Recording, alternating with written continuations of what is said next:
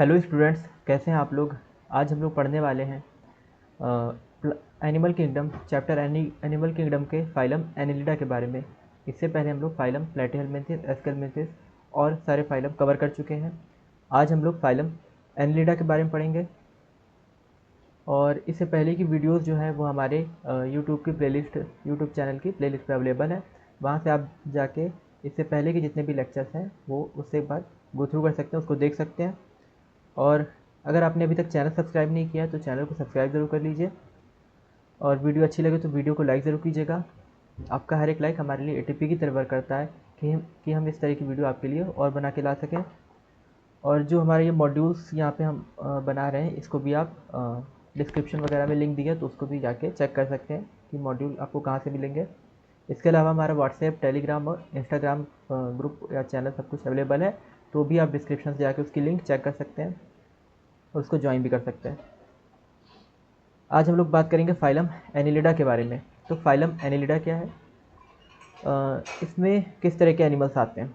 Phylum Annelida में aquatic animals होते हैं। फाइलम एनिलिडा में हमारे एक्वाटिक एनिमल्स होते हैं। यहाँ पे एक मिनट बस।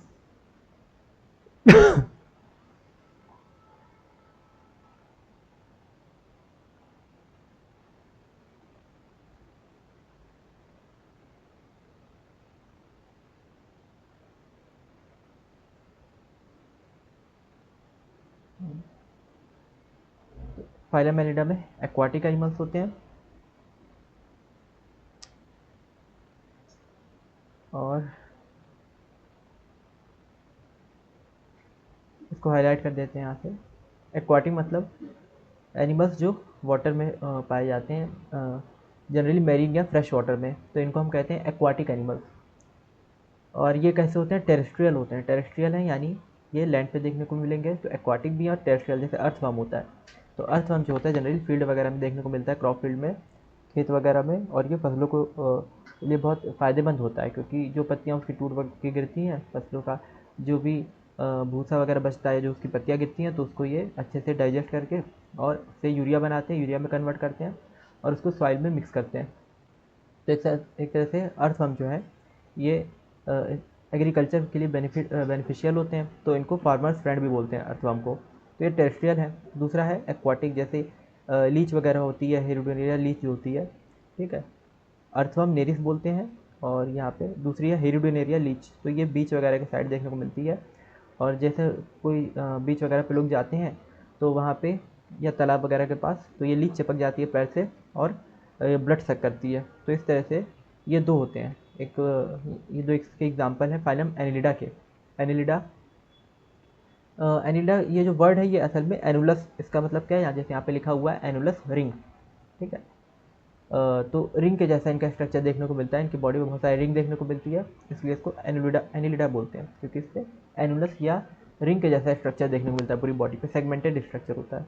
तो दो तरह के इसमें एग्जाम्पल है, अर्थवर्म और हेरोडेनेरिया यानी लीच। तो अर्थवर्म जो है ये टेरेस्ट्रियल होता है, यानी खेत वगैरह में देखने को मिलेगा। और लीच जो है ये एक्वाटिक होती है, यानी ये पानी के आसपास या पानी वाली जगहों पर देखने को मिलेगी, मेरीन या फ्रेश वाटर में। ओशन सी में भी हो सकती है और तालाब वगैरह में भी देखने को मिल सकती है। और ये क्या करती है, ब्लड सक करती है। जैसे चिपक जाएगी है तो ब्लड सक करेगी और उससे अपना न्यूट्रिशन लेगी। तो एक तरह से पैरासाइट की तरह वर्क करती है, एक्टो पैरासाइट ये होती है। फ्री लिविंग है और पैरासिटिक फॉर्म भी देखने को मिल रही है, तो दोनों चीज़ है।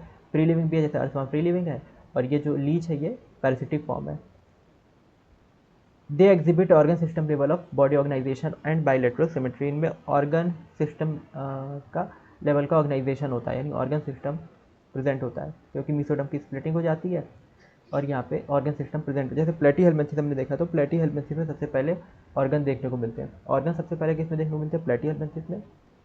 और इसके बाद जो ऑर्गन सिस्टम लेवल का ऑर्गेनाइजेशन है, तो ये ऑर्गन सिस्टम लेवल का ऑर्गेनाइजेशन यहाँ पे हमको एस्केल्मेंथीस में भी देखने को मिलता है। ऑर्गन सिस्टम लेवल का ऑर्गेनाइजेशन राउंड वन में भी होता है, और इसके बाद एनिलिडा में भी ये ऑर्गन सिस्टम है, यानी बहुत सारे ऑर्गन मिलकर कोई पर्टिकुलर फंक्शन में हेल्प करते हैं। जैसे माउथ है, इसोफेगस है, फेरिंग्स है, स्टमक है, ये सब मिलकर डाइजेशन में हेल्प कर रहे हैं।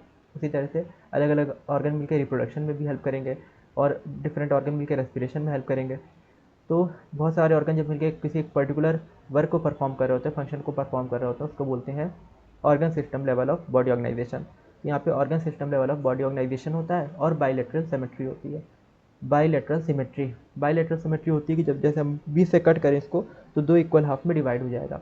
चाहे अर्थ हमको कट करें 20 से, बस इसको थोड़ा सीधा रखना पड़ेगा क्योंकि इसमें गोल गोल ये बना हुआ है, तो इसको जब ऐसे रखेंगे सीधा स्ट्रेट और 20 से कट करेंगे तो ये 2 इक्वल हाफ में डिवाइड हो जाएगा।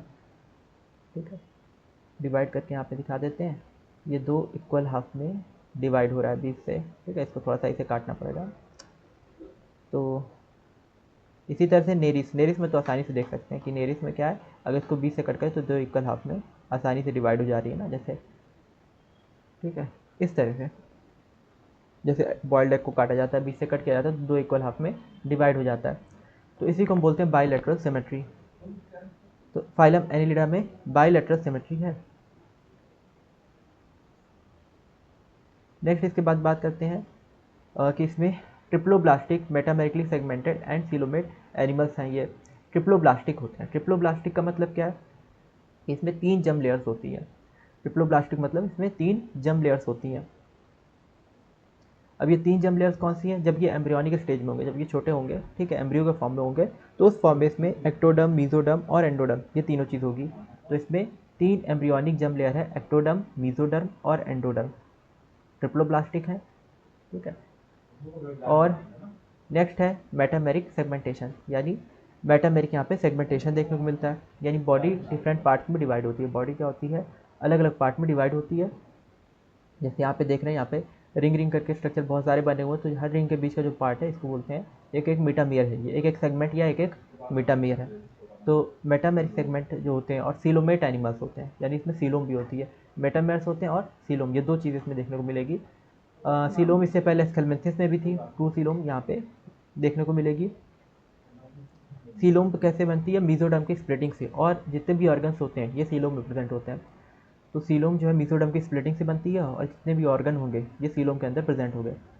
तो सेगमेंटेशन मेटामेरिक है, सेगमेंटेशन कैसा है, मेटामेरिक है, और एनिमल जो है सीलोम है, इसमें सीलोमेट एनिमल्स हैं, तो सीलोम होती है। Body surface is distinctly marked out into segments और मेटामेयर्स। अब ये जो बॉडी सरफेस इसका है, इसमें सेगमेंट्स या मेटामेयर्स भी होते हैं। तो यहाँ पे सेगमेंट है और मेटामेयर्स हैं। जो बताया कि इसमें अलग अलग रिंग के बीच में जो सेगमेंट है, हर एक सेगमेंट एक मेटामेयर है।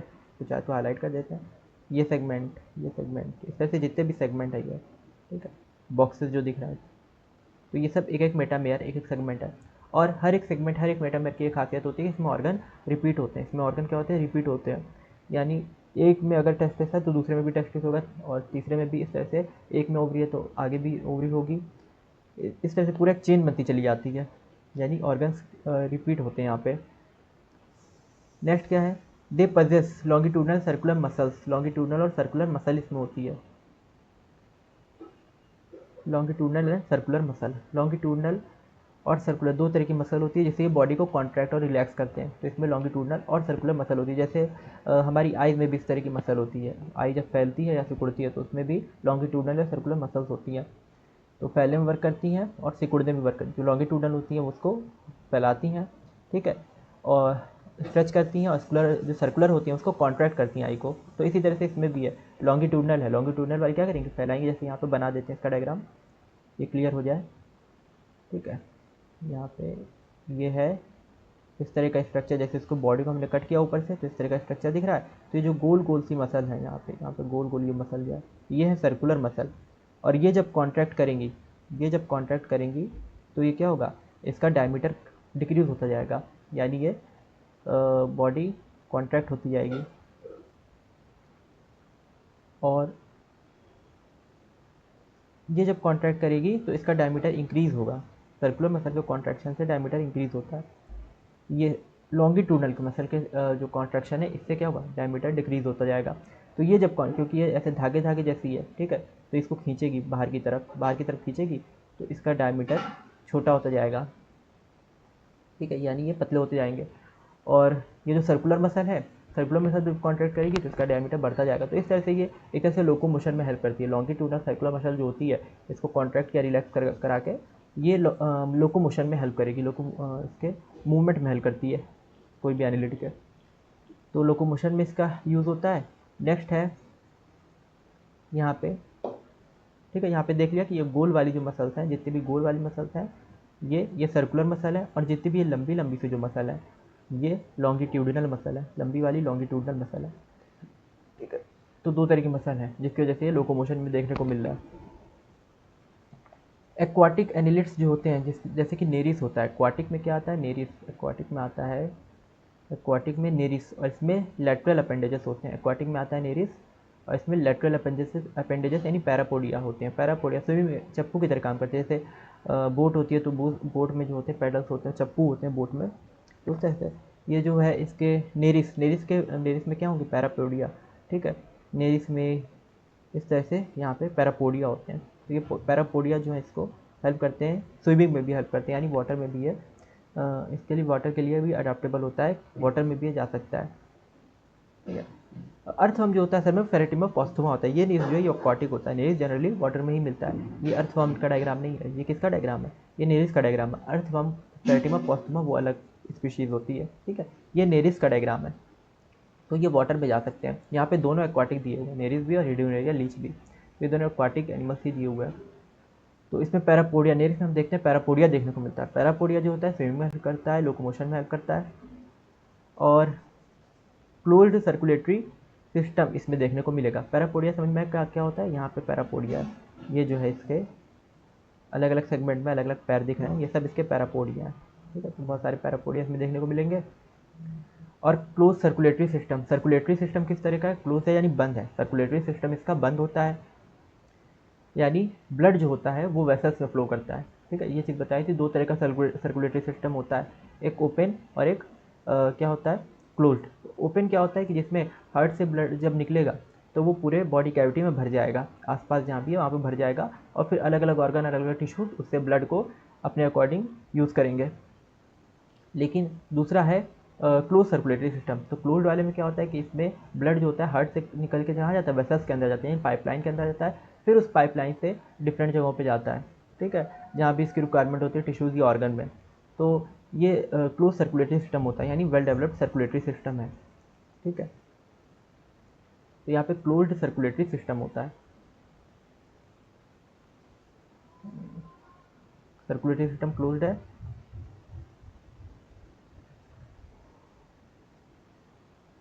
नेक्स्ट इसके बाद बात करेंगे यहाँ पे कि इसमें एक्सक्रीशन के लिए क्या होती है, नेफ्रीडिया होती है, एक्सक्रीशन के लिए नेफ्रीडिया होती है, नेफ्रीडिया यानी नेफ्रीडियम। तो ऑस्मोरेगुलेशन और एक्सक्रीशन में हेल्प करती है, ऑस्मोरेगुलेशन और एक्सक्रीशन में हेल्प करती है नेफ्रीडिया, यानी जो भी वेस्ट मटेरियल उसको बॉडी से बाहर निकालने में, या एक्स्ट्रा मिनरल सॉल्ट कुछ है तो उसको बाहर निकालने में, इन सब चीज़ों में नेफ्रीडिया हेल्प करती है। यानी जिस तरह से हमारी किडनी वर्क करती है एक्सक्रीशन में, यूरिया वगैरह बाहर निकलता है, तो उसी तरह से इनमें क्या होता है, एनिडा में ऑस्मोरेगुलेशन एक्सक्रीशन। तो एक्सक्रीशन जो होता है यानी वो नेफ्रीडिया किडनी, जो इनकी किडनी है जिसको हम नेफ्रीडिया कह रहे हैं, ठीक है, इनमें जो किडनी होती है उसको हम नेफ्रीडिया बोलते हैं, किडनी का जैसा स्ट्रक्चर होता है, तो वो वेस्ट मटेरियल को बॉडी से बाहर निकालने का काम करता है। न्यूरल सिस्टम में इसके पेयर्ड गैंग्लिया होती है, न्यूरल सिस्टम में क्या होता है, पेयर्ड गैंग्लिया, यहाँ पे पेयर्ड गैंग्लिया होती है। गैंग्लिया होता है ग्रुप ऑफ न्यूरॉन्स, जिसको हम गैंग्लिया बोलते हैं। गैंग्लिया क्या होता है, ग्रुप ऑफ न्यूरॉन्स। सबसे पहली चीज़ नर्वस सिस्टम में न्यूरॉन होता है, न्यूरॉन जिससे कि पूरा नर्वस सिस्टम बनता है, ब्रेन स्पाइनल कॉर्ड सब किससे बना है, न्यूरॉन से बना है। तो न्यूरॉन के अंदर ही जो स्टिमुलस होते हैं, जो नर्व इम्पल्सेस होते हैं, उनका ट्रांसमिशन होता है। एक तरह से इलेक्ट्रिक सिग्नल ये होते हैं, जब हम कुछ सोचते हैं तो एक छोटा सा इलेक्ट्रिक सिग्नल होता है, वो आगे बढ़ता है और मसल्स पे एक्ट करता है कि मसल्स वर्क करती हैं। तो इस तरह से ये न्यूरल पेयर्ड गैंग्लिया होते हैं। न्यूरल यहाँ पे जो है न्यूरॉन का ग्रुप है, यहाँ पे ब्रेन या स्पाइनल कॉर्ड जैसी चीज़ उतनी मिलना मुश्किल है, तो यहाँ पे क्या होती है, पेयर्ड गैंग्लिया होती है। न्यूरल सिस्टम में बहुत सिंपल सा स्ट्रक्चर होता है, यानी नेटवर्क होता है, या ग्रुप कह सकते हैं, ग्रुप ऑफ न्यूरॉन होता है, ठीक है, न्यूरॉन्स का ग्रुप होगा। ब्रेन या स्पाइनल कॉर्ड नहीं बनेगी, क्या बनेगा यहाँ पे, न्यूरॉन का एक ग्रुप बन जाएगा, गुच्छे जैसा बन जाएगा, और वही ब्रेन की तरह भी एक्ट करेगा, स्पाइनल कॉर्ड की तरह भी एक्ट करेगा, तो हर तरह से वो एक्ट करता है, जो न्यूरॉन का एक ग्रुप होता है। तो इसको बोलते हैं पेयर्ड गैंग्लिया। ये दो होते हैं, गैंग्लिया जो होते हैं दो होते हैं, इसलिए इसको बोलते हैं पेयर्ड गैंग्लिया। जैसे एक जोड़ी जूते में दो जूते होते हैं, उसी तरह से यहाँ पे क्या है कि पेयर्ड गैंग्लिया मतलब क्या है कि यहाँ पे दो गैंग्लिया साथ साथ में चलते हैं। जब इसको हम क्या करेंगे, इसका डाइसेक्शन करेंगे जब इसको काटेंगे तो इसके अंदर वाइट वाइट से, जैसे फाइबर के थ्रेड जो आते हैं प्लास्टिक के वाइट वाइट से थ्रेड होते हैं पतले पतले से, उसी तरह से ये पेयर्ड गैंग्लिया देखने को मिलते हैं। कनेक्टेड बाय लेटरल नर्व व डबल वेंट्रल नर्व कॉर्ड। अब इनमें क्या होती है, वेंट्रल नर्व कॉर्ड होती है, ठीक है, लेटरल नर्व्स होती हैं, पेयर्ड गैंग्लिया लेटरल नर्व से कनेक्ट होते हैं और किससे कनेक्ट होते हैं, डबल वेंट्रल नर्व कॉर्ड से। तो यहाँ पे डबल वेंट्रल नर्व कॉर्ड भी होती है, डबल वेंट्रल नर्व कॉर्ड, ठीक है।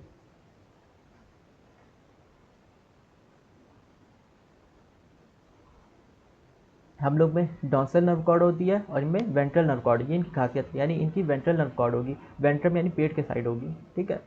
इनमें आगे की साइड नर्व कॉर्ड होती है और हम लोग में क्या होता है, पीछे की साइड स्पाइनल कॉर्ड होती है। तो इनमें आगे की साइड दो वेंट्रल नर्व कॉर्ड होगी, जिस तरह से हम लोग पीछे स्पाइनल कॉर्ड एक सिंगल होती है वर्टिब्रल कॉलम के अंदर, रीढ़ हड्डी के अंदर, उसी की तरह से हम लोग के आगे इनमें क्या होगा, एनिल्डा में आगे की तरफ दो वेंट्रल नर्व कॉर्ड होती है, दो धागे जैसे ऐसे स्ट्रक्चर होंगे, ठीक है, और ये आगे की तरफ होंगे यानी इनके पेट की साइड, और पीछे पीछे की साइड इनका हार्ट वगैरह होगा। तो इनमें उल्टा सिस्टम होता है और दो होते हैं इसमें वेंट्रल नर्व कॉर्ड, कितने हैं, दो। हम लोग में एक ही से काम चल जाता है, सिंगल पीछे की साइड होता है, single spinal cord. Nereis and aquatic form, Nereis क्या होती है, एक्वाटिक फॉर्म है, नेरिस एक्वाटिक फॉर्म है और ये डैशियस होती है। डैशियस मतलब क्या होता है इसमें कि डैशियस जो होते हैं, दो होते हैं ना, मोनोशियस और डैशियस। डैशियस में क्या होता है, मेल फीमेल जो है अलग अलग देखने को मिलते हैं। तो यहाँ पे एक्वाटिक फॉर्म है, यहाँ पे डैशियस में मेल फीमेल अलग अलग होंगे, ठीक है, डैशियस में मेल और फीमेल अलग अलग होते हैं। डैशियस का मतलब टू बॉडी, यानी सेपरेट सेक्स हो जाता है, मेल अलग बॉडी में, फीमेल अलग बॉडी में। तो नेरिस इस तरह का होता है, नेरिस में क्या होता है, मेल अलग होता है और फीमेल अलग होती हैं। और लेकिन अर्थवर्म जो होते हैं और लीचेस होती हैं, ठीक है, अर्थवर्म और लीचेस, इसमें क्या होता है, ये मोनोशियस होते हैं। मोनोशियस मतलब ये सिंगल ही बॉडी, एक ही बॉडी में दोनों होंगे, एक ही बॉडी में मेल फीमेल दोनों होते हैं। तो ये मोनोशियस जो होते हैं ये सिंगल बॉडी, यानी इसमें क्या होती है, एक ही बॉडी में मेल फीमेल दोनों होते हैं। नेक्स्ट इसके बाद बात करते हैं रिप्रोडक्शन। इसका किस तरह का होता है, तो सेक्सुअल रिप्रोडक्शन होता है, रिप्रोडक्शन सेक्सुअल होता है, यानी मेल फीमेल आपस में रिप्रोड्यूस करेंगे, मेल बनाएगा मेल गैमेट यानी स्पर्म और फीमेल बनाएगी ओवा। तो वो दोनों, जब ये मेल गैमेट जो है फीमेल रिप्रोडक्टिव ट्रैक्ट में उसको रिलीज़ करेगा स्पर्म को, तो वहाँ से फिर स्पर्म जो है ओवा से फर्टिलाइज करके जाइगोट या एम्ब्रियो बना देगा। तो इस तरह से रिप्रोडक्शन सेक्सुअल है, यानी मेल और फीमेल के बीच में हो रहा है, तो इसमें रिप्रोडक्शन सेक्सुअल देखने को मिलता है। अब इसके एग्जांपल क्या है, नेरीस। नेरीस का एक ये डायग्राम हमने देख लिया, इसमें पैरापोडिया वगैरह थी, बॉडी पे सेगमेंट्स थे और इस तरह से ऊपर एंटीना वगैरह सब चीज़ें हैं, माउथ है, ये पूरा इसका एब्डोमेन वाला पार्ट है जो सेगमेंटेड है, नीचे पीछे की साइड स्पाइक्स वगैरह हैं, ठीक है, फीमेल को होल्ड करने के लिए होती हैं। तो ये नेरिस है। नेक्स्ट है पेरेटिमा या अर्थवर्म। इसका एग्जाम्पल क्या है, पेरेटिमा या अर्थवर्म है, इसका एग्जाम्पल है पेरेटिमा या अर्थवर्म। तो ये पेरेटिमा या अर्थवर्म जो होता है ये लीच किसकी कैटेगरी में आता है, पेरेटिमा या अर्थवर्म, ये जो है फार्मर फ्रेंड्स इसको बोलते हैं, ठीक है, ये टेरेस्ट्रियल है। और दूसरा है हिरुडिनेरिया लीच, हिरुडिनेरिया लीच, तो ये ब्लड सैकिंग लीच है।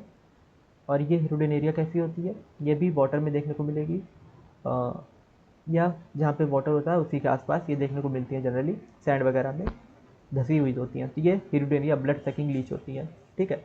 और ये हिपेरिन सिक्रेट करती हैं, ठीक है, हिपेरिन की वजह से क्या होता है, ब्लड क्लॉट नहीं करने पाता है। जब ये क्या करती हैं कि जब बॉडी से चिपकेंगी, कोई इंसान है या कोई जानवर है, तो वो जब जाएगा घाट के पास जाएगा या बीच के पास जाएगा, तो ये सैंड में वहाँ पे होती हैं, तो वो क्या करती हैं, वहाँ पे अटैच कर जाती हैं उसकी बॉडी से, स्किन से चिपक जाती हैं। इसमें ये सकर पार्ट होता है, माउथ पार्ट इसका सकर के जैसा होता है, सकर के जैसा होता है। तो ये इससे चिपक जाएंगी और ब्लड को सक करेंगी। ब्लड जब सक करेंगे तो उस टाइम पे क्या करेंगी, हिपेरिन साथ साथ में रिलीज़ करेंगी, जिससे कि ब्लड क्लॉट ना करे, क्योंकि अगर ब्लड क्लॉट करेगा तो सक कैसे करेंगी। तो इसलिए लीच जो होती है ये क्या करती है, ब्लड को सक करती हैं और साथ साथ में हिपेरिन रिलीज़ कर रही होती है ताकि ब्लड क्लॉट ना करे। तो इतनी चीज़ हमने पढ़ी यहाँ पे इसके बारे में। फाइलम एनिलिडा, ठीक है, फाइलम एनिलिडा। कि फाइलम एनिलिडा सबसे पहले ये इनका जो हैबिटाट कैसा होता है, तो ये एक्वाटिक और टेरेस्ट्रियल दोनों तरह के होते हैं, ठीक है, वाटर में भी रहेंगे और टेरेस्ट्रियल भी होंगे, यानी लैंड पे भी पाए जाते हैं, फ्री लिविंग हैं, और पैरासिटिक, ये भी दोनों तरह के हैं, यानी इंडिपेंडेंट भी होते हैं और दूसरे पे डिपेंड भी रह सकते हैं, ठीक है। दूसरे हैं ऑर्गन सिस्टम। बॉडी का जो ऑर्गेनाइजेशन होता है ऑर्गन सिस्टम लेवल का होता है, ठीक है, यानी इसमें डिफरेंट ऑर्गन मिलकर कोई स्पेसिफिक फंक्शन परफॉर्म कर रहे होते हैं। बायलेटरल सिमेट्री है, 20 से कट करो तो 2 इक्वल हाफ में डिवाइड हो जाएंगे। ट्रिप्लोब्लास्टिक है, यानी इसमें 3 जर्म लेयर्स होती हैं, एक्टोडर्म, मेसोडर्म, एंडोडर्म, और इसकी पूरी बॉडी में मेटामेरिक सेगमेंटेशन होता है, यानी हर एक पार्ट जो होता है, हर एक पार्ट जो होता है वो अलग अलग क्या कर रहा होता है उसमें। मेटामेरिक सेगमेंट का मतलब है कि हर एक पार्ट में इसके सेम ऑर्गन का रिपीटिशन होती जाती है। तो बहुत सारे बॉडी में पार्ट भी बन जाते हैं और सेम ऑर्गन रिपीट, जैसे टेस्टिस रिपीट हो रहा है बहुत ज़्यादा, या ओवरी, या इसका कोई और पार्ट रिपीट हो रहा है, किडनी वगैरह। तो इस तरह से ऑर्गन्स अंदर रिपीट होते रहते हैं हर एक सेगमेंट में। बॉडी सरफेस में सेगमेंट्स या मेटामेर्स देखने को मिलेंगे, और बॉडी पे एनवस या रिंग होती है। लॉन्गिट्यूडनल सर्कुलर मसल्स हैं, लोकोमोशन देखने को मिलेगी। एक्वाटिक होते हैं, पानी में रहते हैं, जैसे नेरिस है एक्वाटिक है। लेटरल अपेंडेजेस पे पैरापोडिया है, स्विम करते हैं। फिर क्लोज्ड सर्कुलेटरी सिस्टम, यानी बंद होता है सर्कुलेटरी सिस्टम जो है क्लोज टाइप का होता है ब्लड वेसल्स के थ्रू। नेफ्रिडिया यहाँ पे है, और नेफ्रिडिया, ठीक है। नेफ्रिडिया में ऑस्मो रेगुलेशन एंड एक्सक्रीशन, ठीक है, ये चीज़ें होती हैं। जैसे ये क्लोज सर्कुलेटरी सिस्टम इस तरह समझ सकते हैं कि वाटर सप्लाई जो घर में होता है, तो वाटर सप्लाई घर में कैसे होता है, कहीं पे बड़ी टैंक होती है, उससे वाटर पाइप वगैरह वो घर पे आती है पाइपलाइन, और घर में जहाँ जहाँ कनेक्शन जहाँ जहाँ चाहिए होता है वहाँ टैप के थ्रू वाटर हम लोग वो कर लेते हैं, यूज़ कर लेते हैं उसको। तो ये जो पाइपलाइन वाला पूरा सिस्टम होता है ये हम क्लोज समझ सकते हैं। और दूसरा क्या, ओपन सर्कुलेटरी सिस्टम। तो ओपन वाला जो उसको हम समझ सकते हैं कि जैसे कुआं वगैरह होता है तो उसमें पानी भरा तो होता है, लेकिन उसको जाके लेना पड़ता है पानी को, कोई पाइपलाइन वगैरह का सिस्टम तो होता नहीं है। कुएं से लोग पानी लेते हैं, फिर उसको घर में लाते हैं, उसको यूज़ करते हैं अलग अलग काम में, या जिस भी काम के लिए उसको यूज़ करना होता है तो वहाँ कुएँ से लेके जाना पड़ता है पानी को, कुएँ में पूरा पानी इकट्ठा रहता है, ठीक है। तो इस तरह से ये ओपन और क्लोज सर्कुलेटरी सिस्टम भी होता है, ठीक है। ओपन वाले में क्या होगा कि हार्ट से ब्लड निकलेगा, आसपास फैल जाएगा पूरी कैविटी में, और फिर वहाँ से अलग अलग ऑर्गन, अलग अलग टिश्यू उस ब्लड को यूज़ करेंगे। क्लोज सर्कुलेटरी सिस्टम में हार्ट से ब्लड जो है ब्लड वेसल्स के थ्रू डिफरेंट ऑर्गन या टिश्यू तक पहुँचाया जाता है। तो इसमें अच्छा ट्रांसपोर्टेशन सिस्टम है ये क्लोज सर्कुलेटरी सिस्टम जो है। नेफ्रिडिया, नेफ्रिडिया यहाँ पे ऑस्मो रेगुलेशन और एक्सक्रीशन में हेल्प करती है, यानी वेस्ट प्रोडक्ट को बाहर निकालने में। और नर्वस सिस्टम बहुत सिंपल टाइप का, यानी गैंग्लिया इसमें ग्रुप ऑफ न्यूरॉन्स, कोई स्पेशल ब्रेन या स्पाइनल कॉर्ड जैसे स्ट्रक्चर नहीं है, बस क्या है यहाँ पे ग्रुप ऑफ न्यूरॉन्स है जिसको हम पेयर्ड गैंग्लिया बोल रहे हैं। यानी गैंग्लिया क्या है, गैंग्लियन जो है सिंगुलर होता है गैंग्लियन, और प्लूरल होता है गैंग्लिया, तो ये पेयर के फॉर्म में होते हैं। लेटरल नर्व्स होती हैं, ये गैंग्लिया जो है नर्व्स के थ्रू कनेक्ट होती है वेंट्रल नर्व कॉर्ड से, डबल, और वेंट्रल नर्व कॉर्ड जिससे कनेक्ट होती है। नर्व कॉर्ड 2 होती है और वेंट्रल होती है, यानी आगे की तरफ पेट की तरफ होंगी 2 होंगी, हम लोगों में पीछे की तरफ होती है डॉर्सल सिंगल होती है, सिंगल नर्व कॉर्ड या स्पाइनल कॉर्ड जिसको हम बोलते हैं। और इनमें क्या है, डबल वेंट्रल नर्व कॉर्ड है। नेरिस में एक्वाटिक फॉर्म, नेरिस जो होती है एक्वाटिक फॉर्म है, यानी पानी में होता है, डायशियस है। मेल फीमेल दोनों अलग अलग बॉडी में होंगे। जबकि अर्थवर्म और लीचेस, इसमें क्या होता है कि सिंगल बॉडी में मेल और फीमेल दोनों होते हैं, यानी वो एक तरह से बाइसेक्सुअल स्ट्रक्चर देखने को मिलता है। और रिप्रोडक्शन सेक्सुअल है। Nereis, Pheretima, earthworm and Hirudinaria, blood sucking leech, ये सब इसके एग्जाम्पल हैं।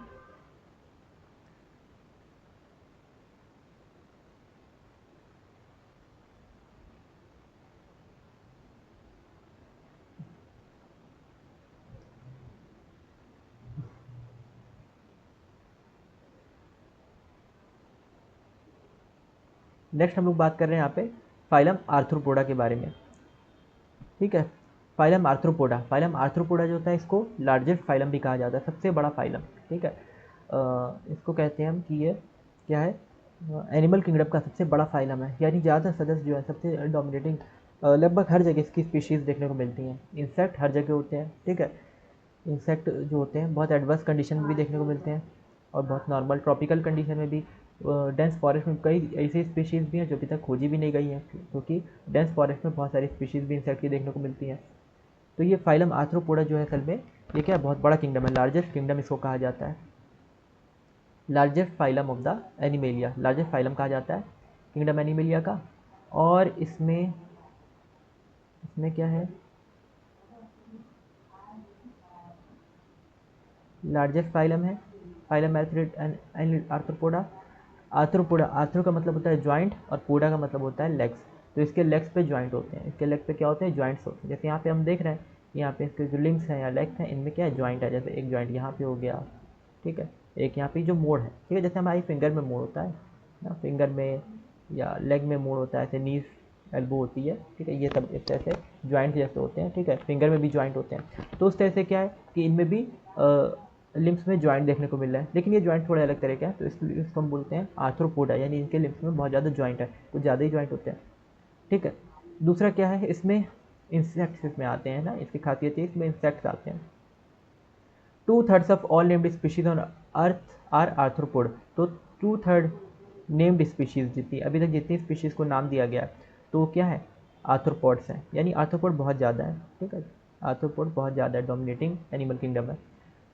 तो यहाँ पे क्या है, 2/3 यानी 2/3 हिस्सा, ठीक है, लगभग हम लोग समझ सकते हैं इसको कितना 66%, ठीक है, 66% के आसपास, 67%। तो इतने जो हैं ये क्या है, आर्थ्रोपोड है। फिर वही चीज़ है इसमें कि ऑर्गन सिस्टम लेवल का ऑर्गेनाइजेशन है, और इसमें क्या है, बाइलेटरल सिमेट्री इसमें भी होती है, आर्थ्रोपोड में भी बाइलेटरल सिमेट्री है, 20 से कट करेंगे 2 इक्वल हाफ में डिवाइड हो जाएगा। ट्रिप्लोब्लास्टिक होते हैं, यानी 3 जर्म लेयर इसमें भी है, ठीक है, 3 जर्म लेयर इसमें भी होती है, आर्थ्रोपोडा में भी। सेगमेंटेड और सीलोमेट हैं, इसमें सेगमेंटेशन भी होगा और सीलोम भी होगी, ठीक है। The body of earth, coelom आप लोग समझते होंगे सीलोम क्या होती है, जैसे पेन में रिफिल होती है, तो रिफिल और पेन के बीच में जो गैप होता है उसको सीलोम की तरह से हम लोग समझ सकते हैं। हम लोग की बॉडी में भी इसी तरह से होता है, ठीक है, कि बॉडी के अंदर जो गट है, तो गट और स्किन के बीच का जो ये पूरा स्पेस है, इसको हम लोग सीलोम समझ सकते हैं, सीलोम होती है, इसी में सारे ऑर्गन्स प्रेजेंट होते हैं। The body of arthropod is covered by chitinous exoskeleton. अब इसकी खासियत जो ये क्या, काइटिनस एक्सोस्केलेटन होता है, काइटिनस इसकी बॉडी के चारों ओर काइटिनस एक्सोस्केलेटन यानी काइटिन है, जिसकी वजह से ये एडवर्स कंडीशन में रह सकते हैं। फंगस पे भी ये काइटिन होता है, हमने पढ़ा था जब फंगस पढ़ रहे थे कि उसके ऊपर भी क्यूटिकल होती है, काइटिन की लेयर होती है। तो यहाँ पे भी क्या है, इस तरह की काइटिनस एक्सोस्केलेटन है, क्यूटिकल है, जिसकी वजह से क्या करते हैं, बहुत ज़्यादा एडवर्स कंडीशन, बहुत हाई टेम्परेचर, हाई एसिडिक वो कह सकते हैं, एसिडिक इन्वायरमेंट में, एसिडिक वाटर में, या बहुत हाई टेम्परेचर पे रह सकते हैं। तो इसमें काइटिनस एक्सोस्केलेटन है। बॉडी कंसिस्ट ऑफ, यानी ये डिजर्ट में भी पाए जाएंगे और मैरीन वाटर में भी होंगे, ठीक है, सॉल्ट वाटर लेक होती है वहाँ पे भी देखने को मिलेंगे आर्थ्रोपोड, और हॉट थर्मल वेंट्स होते हैं ओशन में, उसमें भी देखने को मिलेंगे, ठीक है, तो हर जगह लगभग देखने को मिल रहा है। Body consist of head, thorax and abdomen. अब इसके बॉडी जो है 3 पार्ट में डिवाइड है, हेड, थोरेक्स एंड एब्डोमेन। इसमें क्या होता है, हेड होता है, थोरेक्स होता है और एब्डोमेन होता है। आगे का पोर्शन हेड है, पीछे का पार्ट पोर्शन थोरेक्स है। यहाँ पे इसको डिस्टिंक्ट कर देते हैं कि आगे का पार्ट हेड है, इससे थोड़ा पीछे मिडिल का पार्ट थोरेक्स है, हेड को लिख दिया एच, थोरेक्स को लिख दिया टी, हेड, थोरेक्स, और जो सबसे पीछे का पार्ट है ये क्या है, पूरा ये पूरा एब्डोमेन है, सबसे पीछे का पोर्शन जो एब्डोमेन। तो हेड, थोरेक्स और एब्डोमेन, ये 3 पार्ट इसमें होते हैं, head, thorax and abdomen. Jointed appendages होते हैं, ठीक है, लगभग हर आर्थ्रोपोड में इस तरह से हेड, थोरेक्स, एब्डोमेन देखने को मिलता है। और ज्वाइंटेड अपेंडेजेस हैं, क्या है ज्वाइंटेड, यानी अपेंडेजेस पे ज्वाइंट देखने को मिलेंगे, इसीलिए तो आर्थ्रोपोड कह रहे हैं। रेस्पिरेटरी ऑर्गन्स इसमें गिल्स होते हैं, गल्फ जैसे फिशेज में गिल्स पाए जाते हैं, तो इनमें भी उसी तरह का कुछ गिल्स जैसा या बुक गिल्स जैसा स्ट्रक्चर होता है, या लंग्स के जैसा, बुक लंग्स के जैसा, देखने में किताब की तरह दिखता है। इसका स्ट्रक्चर इस तरह से होता है, डाइसाइड करके जब देखेंगे तो बुक के जैसा, बुक के पेजेस के जैसा दिखेगा, किताब के पन्नों के जैसा दिखेगा, इसलिए इसको हम लोग बोलते हैं बुक गिल्स या बुक लंग्स। और ट्रैकल सिस्टम, मेन इसका क्या है, ट्रैकल सिस्टम, ये इंपॉर्टेंट पॉइंट है कि इसमें ट्रैकल सिस्टम होता है आर्थ्रोपोड में। यानी आर्थ्रोपोड में क्या होता है, ट्रैकल सिस्टम जो है, हर एक इसके बॉडी में बहुत सारे पोर्स होते हैं, इसकी बॉडी में पोर्स होंगे, जिसको हम लोग क्या बोलेंगे, स्पायरिकल, पोर्स को क्या बोलते हैं, स्पायरिकल। और वो स्पायरिकल जो होंगे अंदर जाएंगे, वो ट्रैकिया के थ्रू हर एक ऑर्गन्स में, हर एक टिश्यू में ओपन होते हैं, यानी बाहर की जो ऑक्सीजन होगी, जो एयर होगी, वो हर एक टिश्यू तक, हर एक कह सकते हैं सेल्स तक, हर एक टिश्यू, हर एक ऑर्गन, हर एक सेल तक डायरेक्टली कनेक्ट होती है। तो उससे सेल, टिश्यू या जो भी ऑर्गन है वो डायरेक्टली क्या कर सकता है, एयर या ऑक्सीजन एब्जॉर्ब कर सकता है।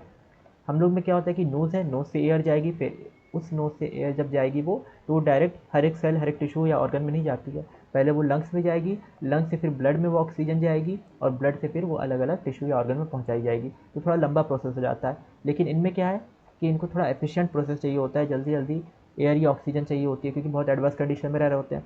तो इस वजह से इनमें डायरेक्ट एक कनेक्शन होता है कि जो बाहर की एयर होती है उसकी ऑक्सीजन डायरेक्टली हर एक टिश्यू, हर एक सेल, ऑर्गन में पहुंच जाए। तो इसके लिए इनमें ट्रैकियल सिस्टम देखने को मिलता है।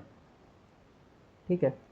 और ये ब्रांच होता है, जैसे पेड़ में ब्रांचिंग होती है, बहुत सारे तने इस तरह से निकले होते हैं, तो ये ट्रैकल सिस्टम जो होता है इनका ब्रांच होता है, बहुत सारे ब्रांचिंग इसमें देखने को मिलती है। तो जब ये इनकी बॉडी के जो स्पाइरिकल्स होंगे उससे क्या होगा कि एयर या ऑक्सीजन वो डायरेक्टली अंदर जाएगी बॉडी के, और हर एक सेल हर एक ऑर्गन से जाके वो उसमें यूज़ हो जाएगी वो चीज़।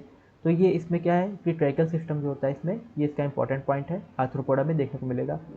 इसके बाद है सर्कुलेटरी सिस्टम, ये ओपन टाइप का होता है। अब आर्थ्रोपोडा में कैसा सर्कुलेटरी सिस्टम दिखा, ओपन टाइप का। इससे पहले एनिलिडा में क्लोज टाइप का था, क्योंकि अब यहाँ पे क्लोज सर्कुलेटरी सिस्टम की जरूरत ही नहीं बनी।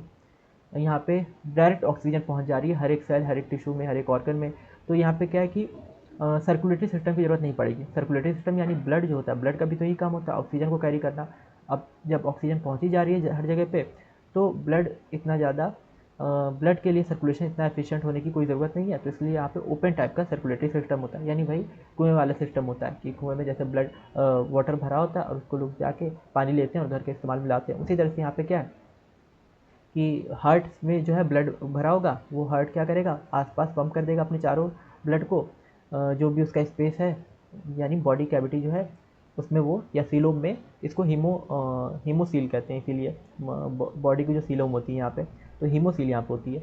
यानी क्या है कि आसपास वो हार्ट जो है ब्लड को पंप कर देगा, और फिर वहाँ से अलग अलग ऑर्गन अलग अलग सेल अलग टिश्यू ब्लड को ऑब्टेन कर लेंगे, ताकि वो उसका यूज़ कर सके, उसमें जो भी न्यूट्रिशन वगैरह है उसको भी यूज़ कर सकें, क्योंकि ऑक्सीजन तो उनको डायरेक्ट मिल गई है बाहर से, ठीक है, स्पायरिकल्स और ट्रैकियल सिस्टम के थ्रू।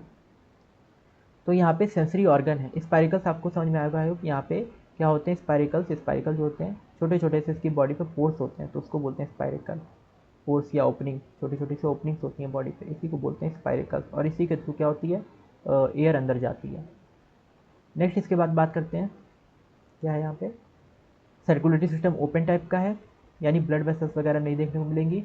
और सेंसरी ऑर्गन्स एंटीने होते हैं, सेंसरी ऑर्गन्स इसमें देखने को मिलते हैं। तो ये खासियत है इसकी, एंटीने। आइज़, आइज़ जो होती है कंपाउंड होती हैं, सिंपल भी होती हैं। कंपाउंड खासकर इसमें देखने को मिलेंगी आइज़, यानी मोज़ेक विजन जिसको बोलते हैं, कंपाउंड आइज। बहुत क्लियर विजन, हालांकि कलरफुल वगैरह उतना कलर या और चीज़ उतनी अच्छी दिखाई नहीं देंगी, लेकिन कंपाउंड आइज की वजह से क्या होता है कि बहुत ज़्यादा एक किसी इमेज का कोई इमेज जैसे है तो कोई या कोई ऑब्जेक्ट जैसे तो उसकी बहुत शार्प इमेज बन पाती है, मोज़ेक विजन जिसको बोलते हैं। और इसमें क्या है कंपाउंड आइज में कि जैसे फिल्म वगैरह की रिकॉर्डिंग की जाती है, तो अगर हम लोग नॉर्मली मोबाइल से अगर उसको रिकॉर्ड करें फिल्म को अपने फ़ोन से या कोई एक कैमरे से, तो उतना अच्छा वो रिकॉर्ड नहीं होगा, वो क्वालिटी नहीं आ पाएगी। लेकिन उसको जब फिल्म बनाने वाले क्या करते हैं, उसको बहुत सारे कैमरे बहुत सारे उससे इक्विपमेंट से उसको रिकॉर्ड कर रहे होते हैं, हर एक एंगल से उसको रिकॉर्ड करते हैं, तो वो जो क्वालिटी आती है वो ज़्यादा अच्छी होती है, और उसी से फिर फिल्म बनती है, वो अच्छे से समझ में आती है, एक एक उसका सीन समझ में आता है। तो सेम यहाँ पे यही कंडीशन होती है कि इनकी जो आइज़ होती हैं आर्थ्रोपॉड में, ये कंपाउंड आइज़ होती है, ताकि ये कर सकें, ये कोई भी ऑब्जेक्ट इनका कोई शिकार है तो उसके मूवमेंट को अच्छे से कैप्चर कर सकें ना। अगर सिंगल आई होगी तो उससे अच्छे से वो नहीं उस चीज़ को कैप्चर कर पाएंगे। यहाँ पे कंपाउंड आइज़ होती है, बहुत सारी एक नेटवर्क होता है आइज़ का या उसके आइज़ के पार्टीशन असल में होता है वहाँ पे। तो बहुत ज़्यादा ये सब चीज़ बड़ी क्लास में और डिटेल से आएगी। तो यहाँ पे कंपाउंड आइज़ का मतलब क्या है कि आइज़ में बहुत सारे सेगमेंट देखने को मिलते हैं, जिसको बोलते हैं ऑसिलाई। तो ये अलग अलग ऑसिलाई हर एक एंगल से मूवमेंट को कैप्चर कर रहे होते हैं, तो बहुत अच्छे से किसी भी ऑब्जेक्ट की इमेज बन पाती है आई पे। तो इसी तरह से ये शिकार करने में इनको आसानी भी हो जाती है। यहाँ पे कंपाउंड आइज़ देखने को मिलेगी। स्टैटोसिस्ट और बैलेंसिंग ऑर्गन्स भी होते हैं इनमें, स्टैटोसिस्ट होते हैं और बैलेंसिंग ऑर्गन्स होते हैं, ठीक है। मूवमेंट वगैरह में, स्विमिंग में, हर जगह इंस्टेक्ट पाए जा रहे हैं, तो इनको उड़ भी रहे हैं, तो इस तरह से इनको बैलेंसिंग के लिए ज़रूरत पड़ती है, बैलेंसिंग ऑर्गन्स वगैरह की। अच्छा, अगर आप लेक्चर अच्छे से अटेंड कर रहे हैं तो इस चीज़ का आंसर ज़रूर दीजिएगा कि हम लोग में यानी ह्यूमंस में जो है स्टेटोलिथ जिसको बोलते हैं या बैलेंसिंग ऑर्गन बोलते हैं, ठीक है, तो ये कहाँ पे होता है, यानी हम लोग में स्टेटोसिल जो है ये कहाँ पे होता है, ठीक है, किस ऑर्गन में होता है, तो इस चीज़ को आप कमेंट कीजिएगा। नेक्स्ट हम लोग बात करते हैं यहाँ पे excretion takes place through Malpighian tubules. Excretion जो होता है वो मैलपिगियन टिब्यूल के थ्रू होता है, एक्सक्रीशन मैलपिगियन टिब्यूल के थ्रू होता है।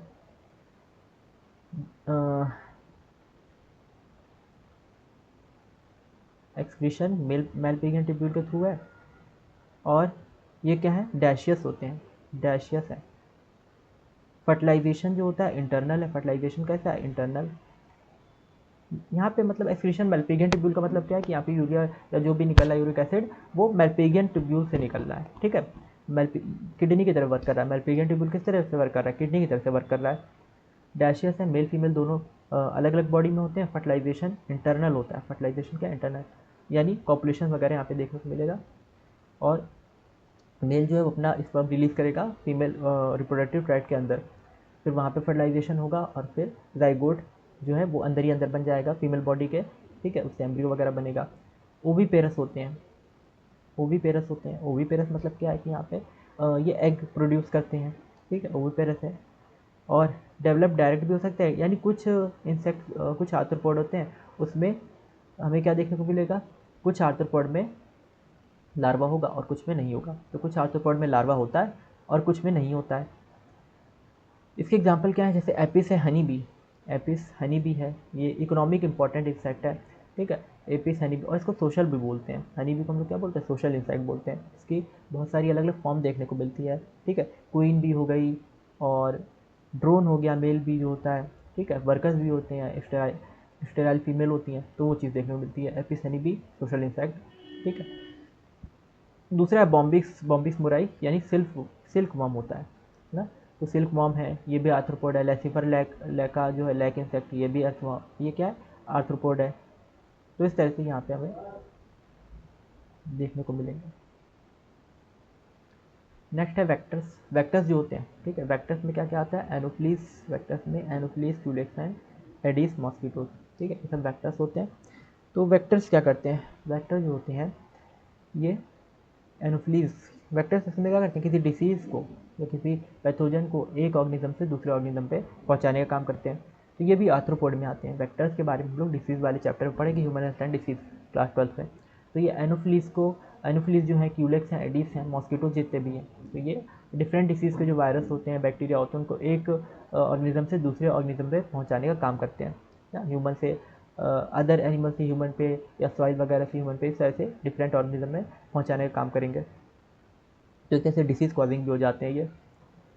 फिर है ग्रेगारियस पेस्ट, यानी लोकस्ट, लोकस्ट जो होता है आर्थ्रोपोड में ये भी आता है। टिड्डा, ठीक है, टिड्डा जो होता है, तो इसकी वजह से क्या होता है, टिड्डे की वजह से खेत वगैरह में बहुत ज़्यादा नुकसान हो जाता है फसल का। जब इनका झुंड चलता है तो पूरा ये खाते हुए चलते हैं फसलों को।